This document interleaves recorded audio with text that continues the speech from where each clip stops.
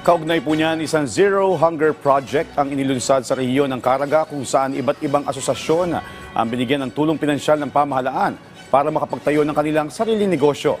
Kung ano yan, alamin natin kay Jennifer Gaitano ng PIA Caraga.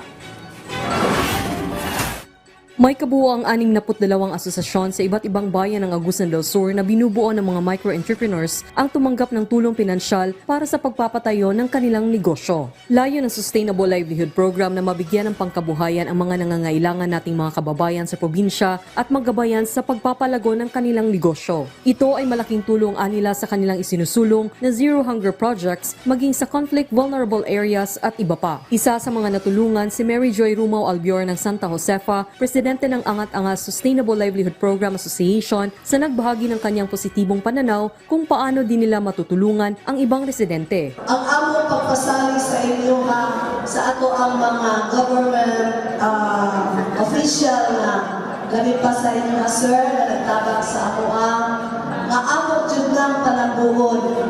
Dili yun mo na mong pakyason.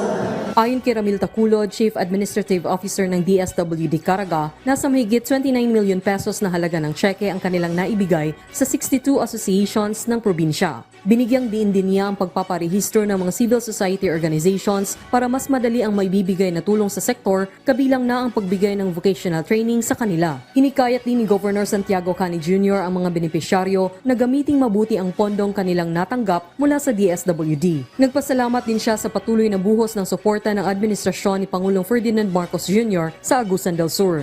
Importante kaayo kini para muuswag ang panginabuhi sa daghang katawhan dinhi sa Agusan del Sur. Inaasahang iikot pa ang DSWD maging sa ibang probinsya ng Caraga Region para sa pagbigay tulong pinansyal sa mga nasa laylayang sektor at sila'y makaahon sa hirap. Jennifer Peña Gaitano ng Philippine Information Agency Caraga para sa Pambansang TV sa Bagong Pilipinas.